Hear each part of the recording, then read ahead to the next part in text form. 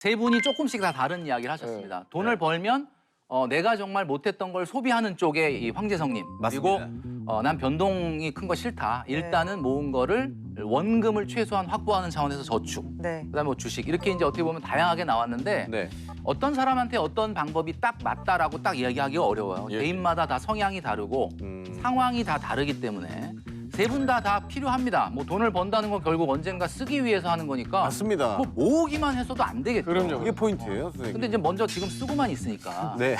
그게 이제 일단 문제다. 일부 저축을 하고. 일부 저축. 한 50~60%는 저축을 하는 것 같아요. 오늘 이 시간에 이제 어떤 것들을 어떻게 하는 게 좋을지에 대해서 확실하게 정리를 좀 해드리도록 하겠습니다. 좋습니다. 네, 그래서 오늘 제가 말씀드릴 내용은 이제 아까 뭐 주식 얘기도 많이 하셨지만 내 집 없이 주식만 올인하는 것은 절대 안 된다라는 주제로 말씀을 드릴 거예요. 오늘의 주제, 주식, 부동산. 네, 선생님, 단도직입적으로 뭐가 정답입니까? 주식과 부동산. 네. 무엇이 정답이냐? 네. 주식과 부동산 둘 다 아닙니다. 뭐? 둘 다 아닙니다. 뭐 어떻게 역시 갈비찜인가? 아니, 역시 비트코인이야. 자, 제가 오늘 신발인가 신발? 코인이었어요. 주식과 부동산 신발 리세일이었어.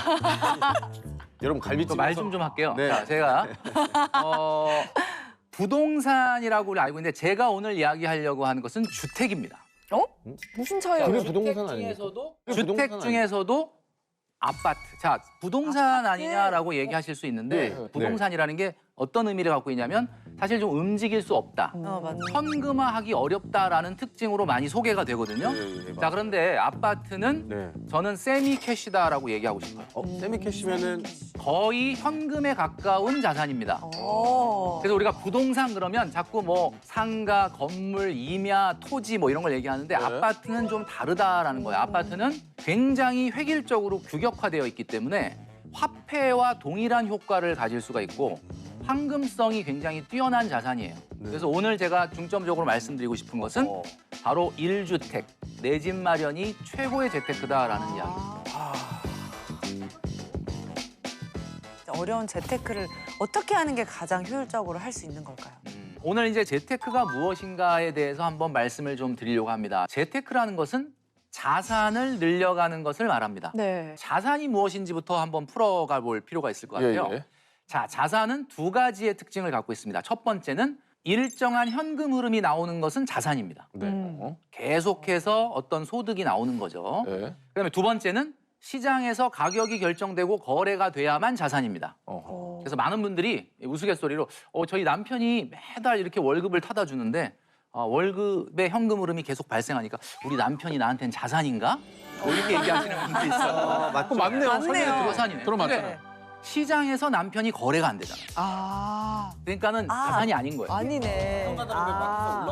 두 가지 항목에 다 해당이 돼야지 됩니다. 자산이군요. 이제 명확해졌습니다. 자, 그럼 자산이 뭔지 아시겠죠? 네. 왜 우리가 자산을 가지려고 하죠? 아직 자산이 충분치 않기 때문이죠. 그러니까 우리가 재테크의 목적이라는 건 결국 언젠가 있을 수도 있는 은퇴.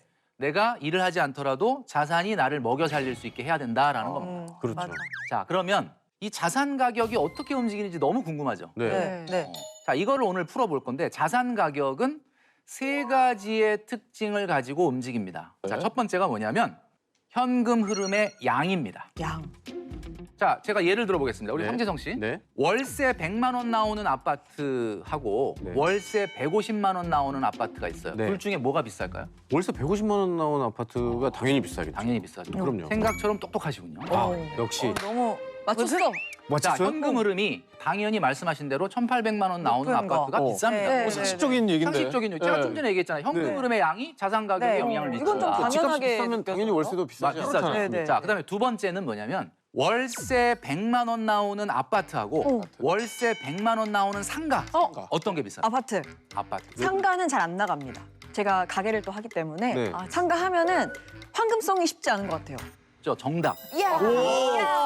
자, 똑같이 현금 흐름이 1,200이라 하더라도 네. 현금 흐름의 안정성이 가격에 영향을 미치거든요. 그래서 아파트는 공실이 없습니다. 네. 그러나 상가 건물은 어떻죠? 공실이 될 수 있어요. 세입자가 나간다고 할 수도 있고 비어 있을 수도 있고 월세 항상 들어온다고 보장할 수가 없어요. 그래서 현금 흐름이 이렇게 똑같아도 현금 흐름의 안정성에 차이가 나기 때문에 가격이 달라지는 거예요. 맞아. 자, 그다음에 마지막 세 번째. 네. 기대감이 자산 가격에 영향을 미칩니다. 월세 100만 원 나오는 강남의 아파트가 네, 있어요. 아파트.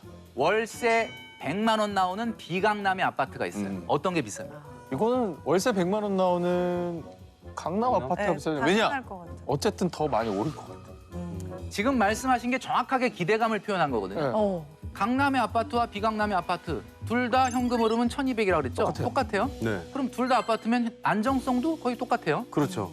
근데 왜 가격 차이가 나느냐? 지금 정확하게 얘기하셨지 않습니까? 그거구나. 미래에 뭔가 월세가 더 나올 것 같은 기대감. 왠지 모를 기대감. 아. 이게 자산 가격을 달리 만드는 거거든요. 자, 여기서 우리가 한 가지 배우고 넘어가야 돼요.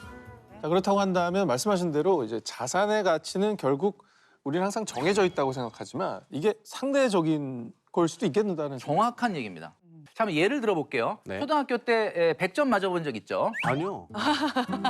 단 한 번도 없어서 그것 100점 때문에. 맞아본 적이 아마 본인은 기억 못하겠지만 있을 거예요. 자, 그런데 맞았다고 치시고 네. 일단 예, 보통 우리가 초등학생들이 100점을 맞으면 네네. 빛의 속도로 엄마한테 달려갑니다. 그쵸. 네. 뭐 자랑을 해야 되니까 엄마 나 100점 맞았어. 그럼 엄마가 너무 칭찬해주고 그냥 환한 웃음으로 기뻐하면서 칭찬을 합니다. 네. 그죠? 네. 그런데 조금 있다가 엄마가 바로 이런 질문을 합니다. 근데 너희 반에서 몇 명이나 100점 맞았니? 이렇게 맞아. 그럼 그래. 왜 그러셨을까? 왜 자꾸 숨통을 조여오셨어요? 그러니까 이게 엄마는 100점의 절대 가치보다는 100점의 상대 가치에 관심이 있는 거거든요. 아. 자, 오늘 우리가 지금 재테크를 얘기하고 있는데 네. 이게 재테크가 우리 오상진 씨가 좀 전에 얘기했던 것처럼 상대 가치라는 걸 늘 잊어버리면 안 돼요. 우리 집이 5천만 원 올랐어. 너무 좋아. 뛸 듯이 막 5천만 원 올랐다. 네. 자, 그런데 확인해 보니까 길 건너는 1억 올랐어.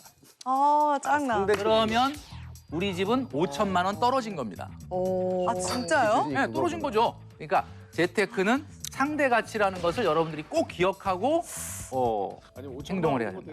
부동산도 이제 또 종목이 여러 개가 있잖아요. 네. 또 건물일지 아니면 또 상가일지 아파트일지 땅. 여기서부터가 땅도 이제 있고. 그렇죠. 땅도 있고 경매. 여기서부터가 맞습니다. 제가 아까 서두에 얘기했던 것처럼 네. 부동산 중에서도 제가 오늘 아파트에 대해서 좀 말씀을 많이 드린다고 했는데 상가나 건물 같은 경우는 모든 사람의 로망입니다. 그런데 여러분 잘 생각해 보십시오. 재테크라는 게 뭐냐? 우리가 지금까지 배운 지식을 동원해서 생각을 해보면 결국 재테크란 여러분들이 20, 30년 후에 은퇴할 때도 부의 가치가 상대적으로 훼손되지 않는 것이 가장 최고의 재테크입니다. 맞아요. 자, 그렇다면 20, 30년 후에도 지금처럼 변하지 않고 계속해서 현금 흐름을 안정적으로 만들어낼 수 있는 게 뭐냐? 자, 상가 건물을 한번 예를 들어볼게요. 여러분, 네. 강남이나 명동, 홍대, 건대와 같은 중심 상권에 나가도 요즘 공실이 나오고 있습니다. 맞아요. 강남에도 나오는. 왜 그러냐? 네. 여러분 아시겠지만 여러분들이 그 이유를 잘 알고 있어요. 네. 여러분들 쇼핑을 어디서 하십니까? 온라인. 휴대폰으로 하죠? 네. 밥 먹는 거, 커피 마시는 거, 병원 가는 거 말고 오프라인 매장을 갈 일이 없어요. 거의 없죠. 그러니까 20, 30년 후에는 그럼 이런 트렌드가 과거로 바뀌어서 60, 70년대로 갈 거냐? 레트로 열풍. 절대 그럴 리가 없죠. 무슨 얘기냐면 상가 건물 중에서도 뭐 분명히 살아남고 괜찮은 것이 있겠지만 네네. 상당히 어려울 가능성이 있어요. 현금 흐름의 안정성이. 그런데 반대로 아파트예요. 네. 도시에 있고 네. 누구나 살고 싶어하는 좋은 입지에 있는 아파트. 이 아파트는 20, 30년 후에도 현금 흐름이 어떨까요? 아, 좋겠죠. 좋죠. 밑에 막 지하철 막 다니고 당연하죠. 막 그래버리면은. 그러니까 결국 제가 오늘 이야기하려는 것은 그거다라는 거죠.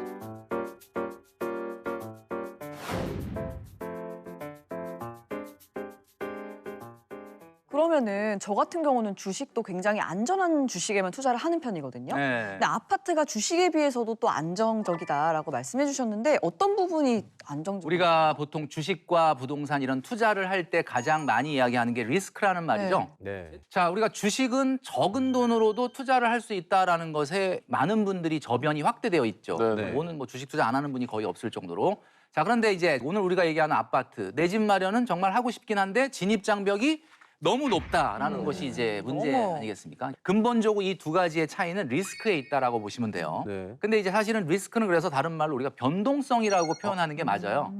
변동성. 우리가 표준 편차라고도 얘기할 수 있죠. 평균 값에서 얼마나 더 마이너스, 얼마나 더 플러스가 될 수 있냐. 이 확률 분포의 폭을 얘기하는 거거든요. 네네네. 그러니까 주식은 이렇게 변동성이 워낙 크기 때문에 네. 일반적인 분들이 경험이나 지식 없이 이렇게 쉽게 했다가 상당히 낭패를 보는 경우가 있는데 네. 오늘 제가 말씀드리는 주택은 상당히 표준 편차가 작습니다. 자, 20년 전에 대한민국의 어떤 주택을 샀더라도 집값이 올랐을 거죠. 네. 그쵸. 그죠? 그렇죠. 근데 20년 전에 어떤 주식을 샀는데 그 주식이 지금 과연 성공해가지고 굉장히 대박이 났을지 아니면 장담할 상패가 됐을지는 아무도 모르는 거 아니에요. 그럴 수 예. 있죠. 이게 개별성의 차이가 결국 변동성, 리스크의 차이다. 이렇게 우리가 볼 수 있는 겁니다. 그렇다고 한다면 네. 뭐 대표적인 어떤 주식과 좀 비교를 해보면 좋을 것 같아요. 네, 주식을 우리가 보통 보면 네. 장기 투자 얘기할 때 10년 장기 투자를 얘기를 많이 하는데 그렇죠. 네. 10년 전에 주식 시장에서 정말 이 주식은 우량주니까 장기 보유하면 돈 번다 그러고 계속 추천을 했던 종목이 한 6, 7개가 있어요. 네. 모든 증권사마다 이 종목은 정말 우량주니까 장기 투자. 그 종목이 뭐냐? 대표적으로 일단 S전자. 오케이, 소영 씨. 그다음에 두 번째 철강 회사인 아, 그다음에 H자동차. 오케이. 그죠? 그다음에 땡땡전력, 어. KTN땡, 아, 땡타이어. 어. 이런 종목들이거든요. 네네네. 이런 종목들이 다 우량주로 우량주. 추천했어요. 지금은 네. 어떻게 돼 있어요? 10년 지났어. 네. 지금 어떻게 됐느냐? 최은정님 너무 궁금하죠? 네. 땡 반토막. 진짜? 진짜요? 네. 그다음에 H자동차 네. 반토막. 대박. 그 뭐 액면 분할한 거 아니었어? 그다음에 땡코. 땡타이어 네. 네, 제자리. 제자 S전자. 와, 그럼 다 뻥. S전자는 2.8배 정도 올랐어요. 몰랐어. 제가 지금 남았네. 말씀드리는 게 뭐냐? 자, 그럼 그 기업들이 무슨 망했느냐? 아니에요. 정상적으로 지금 기업 활동하고 있어요. 지금도 우량 기업이고. 네, 지금도 우량 기업 소리 듣고 있어요. 그게 무슨 얘기냐? 주식 시장에서 주가가 오른다는 것은 끊임없는 시장의 기대 수익률을 초과하는 성장이 있어야만 오르는 건데 10년 동안 제자리라는 게 무슨 뜻이에요? 화폐 가치로 봤을 때 마이너스. 엄청난 마이너스가 난 거죠. 반토막은 더 하네. 이게 바로 주식 시장입니다. 아파트가 답이네. 오히려 그러니까 아파트 주택 공동- 특히나 아파트에 좀 마음이 좀 많이 쏠리고 그런데 있는데 이제 한계가 있는 게 아파트가 뭐 좋다는 거 많은 분들이 알죠. 근데 이제 아까도 말씀드렸던 것처럼 아파트라는 게 그 진입 장벽이 무슨 너무 문지방 높아. 넘어 다니듯이 넘어 다닐 수 있는 정도 수준이 아니니까 너무 어려워요. 그런 부분에 대해서 이제 어떻게 보면은 굉장히 문제가 많은 거고. 그리고 또 주택이 그런 장점도 있잖아요. 일단 기본적으로 살기 위해 만들어진 공간이니까 이걸 이제 마련해 두면 뭐 2년마다 전셋집 알아볼 필요도 없고 그렇죠. 이사 비용 아끼고. 살 수 있다라는 이것도 해결이 맞습니다. 가능한 어찌 보면 집도 해결이 되면서 투자도 해결이 투자도 되는 거죠. 자, 그래서 내가 정말 신의 능력으로 그 주식을 정말 골라서 샀다고 해도 하더라도 1주택 수익률을 이기기가 어렵습니다. 이게 왜 그러냐면 지금 방금 말씀하신 것처럼 아파트에는 사용 가치라고 하는 특수한 내용이 들어있기 때문에 그래요. 10억짜리 아파트를 예를 들어 볼게요. 우리가 서울에 있는 아파트 전세가가 7억이에요. 네. 제가 거기서 전세를 만약에 살고 있다. 근데 이 집을 너무 사고 싶어. 네. 그러면 얼마를 투자해야 되냐면 바로 3억을 투자하면 돼요. 자, 이 3억을 우리가 뭐라고 부르죠? 갭. 갭. 리스크. 정확하게 맞아요. 갭이 실제 투자 금액이에요. 근데 주식 10억 원어치에 투자한다 생각을 해볼게요. 오 최악이야. 이 10억은 10억 다 줘야 살 수 있어요. 아 그러네요. 갭이 없으니까. 그러니까 일반적으로 우리가 많은 전문가들이 나와서 이야기할 때 뭐 서울의 아파트 지수가 지난 35년간 70배가 오르고 주식은 100배가 올랐다 이러면서 주식이 낮다고 자꾸 얘기를 하시는데 예, 맞습니다. 지수는 모든 주식을 다 평균 낸 거니까 지수는 올라가요. 주식은 국 끓여 먹을 수 있는 게 아니거든요. 쓸 수가 없는 거고. 근데 집은 내가 들어가서 살면서 오른 거잖아요. 그러니까 네. 주식 투자 수익률에 뭐를 집어넣어야 되냐면 월세, 전세 그 비용은 빼야 돼요. 이제 확실히 알았네요. 그래서 우리나라에서는 이해가 돼요. 성공한 주식이라 하더라도 1주택의 수익률을 이길 수 없다라고 말씀드린 겁니다. 맞다. 아, 이게 너무 매력적이네요. 실거주도 돈이 든다는 사실 우리가 망각하는 거 생각하고 같아요. 있어요. 그쵸, 네. 그쵸. 엄청난 돈이 들죠.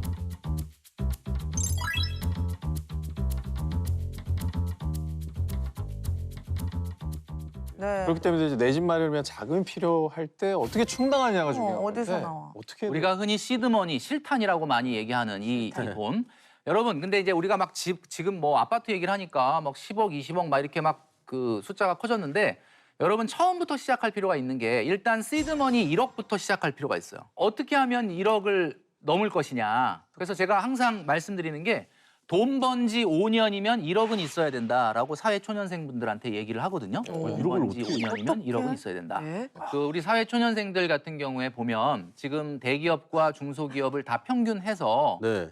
대졸 초임 연봉을 따져보니까 3,574만 원이라고 합니다. 이게 한 달에 얼마냐면 297만 원. 그러니까 한 300만 원 정도라고 보시면 될 것 300만 같아요. 원 정도. 네. 한번 좀 빨리 모아보자라고 독한 마음을 먹어서 만약에 3년 안에 모아보자. 1억을. 1억을. 그러면 얼마를 내야 와우. 되냐면 한 달에 269만 원을 모아야 돼요. 와. 뭐 한 달에 한 20만 원 쓰는 거죠. 그렇죠. 이거는 불가능하겠죠? 네. 대박. 사회초년생들한테는 4년에 모으려면 월 199만 원 정도를 모으면 되는데 이것도 사실 좀 만만하지 쉽지 않거든요. 않아요. 한 달에 200인데. 그래서 5년입니다. 5년이면 158만 원만 모으면 되거든요.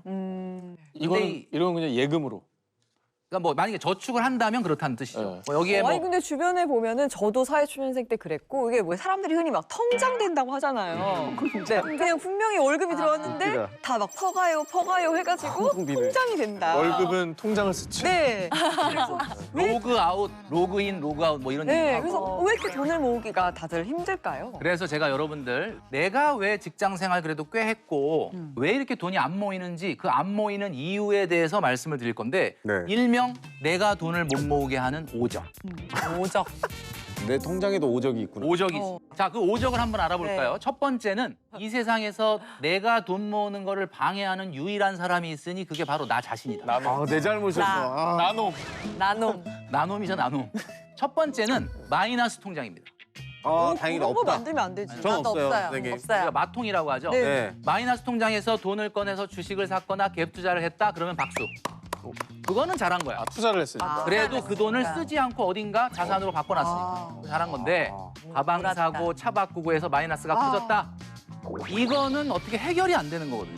그래서 이 마이너스 통장을 보는 순간 저축은 싹 입맛이 떨어집니다. 왜냐면 내가 마이너스 있는데 무슨 저축을 하냐. 오, 네네네. 두 번째는요? 두 번째는 신용카드의 무이자 할부입니다.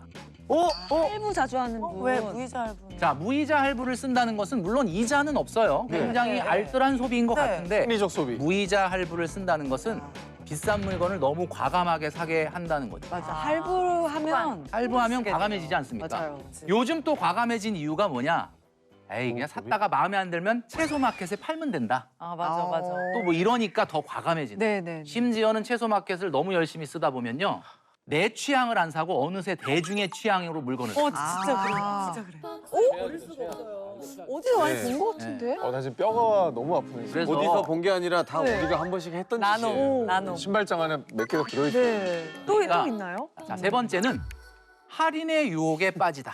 할인 너무 좋은데. 할인 너무 좋죠. 네, 너무 네, 좋아. 할인. 할인을 안 받으면 왠지 좀 섭섭하죠. 네. 손해본 것 같죠. 그죠? 네. 막 이건 사야 돼. 막 충분구매. 툭불원 이런 거. 현대인들은 필요한 물건을 사는 게 아니라 싸면 그냥 삽니다. 맞아. 그리고 사놓고 언박싱 해놓고 보니까 필요한 게 아니네? 안 써. 네, 그럼 다시 또 채소 마켓. 맞아요. 이거에 또 악순환. 네네. 이게 되는 거예요. 와 그러네. 자, 네 번째는 말이죠. 네. 카페인 중독입니다. 이건 약간 이건 나 뭐예요? 약간 커피 먹는 거? 네. 카페인 중독 커피 값이 얼마나 된다 그러냐라고 말씀하시는데 저는 커피를 얘기하는 게 아닙니다. 네. 그러면 그럼 카카땡, 페이스땡, 그 카페인 아. 그거 인땡땡 그램을 얘기하는 거예요. 그게 왜? 왜요? SNS 중독. 자, 그건 안 되는데? 오늘도 멋진 사진 하나 안 올리면 뭔가 좀 불안하고 아, 나가야 되구나. 나가 소비를 해야 되고 나가야 되고 그죠? 예쁘게 네. 입고 좋은데 가. 자연 사진 막 찍어서 올린다 그러면 갑자기 이분이 돈이 없나 이런 생각이 아. 그래 남을 의식하다 보면은 돈을 쓰게 돼 있어. 그것도 맞네. SNS. 들어요. 마지막 다섯 번째가 제일 중요한 겁니다. 바로 목적 없는 저축. 목적 없더라도 저축하면 좋은 거 아니야? 왜 저축을 왜 하세요? 저요? 사실 저도 왜 하는지 모르겠어요. 그렇죠. 그냥 일단 대부분 분들한테 저축을 왜 하냐 물어보면 이렇게 얘기해요. 다 쓰기가 좀 그래서. 네, 무조건 아껴야 될 것 같아가지고. 그러면 자 이렇게 목적이 불분명한 저축은 만기가 되면 굉장히 큰 소비가 일어납니다. 남자분들은 아침에 차에 시동을 걸면 엔진에서 소리가 유난히 크게 들립니다. 아. 바꿀 때가 됐어. 바꿀 엔진이 때가. 수명을 당한 것 같아. 그런 그날따라. 성향이 좀 있는 그날따라. 것 같아. 우리 여성분들 적금 만기다. 백화점에 가면 이상하게 가방이 눈에 들어요. 아. 사야 될 것만. 아. 본능적으로 만기가 다가오면 아니까.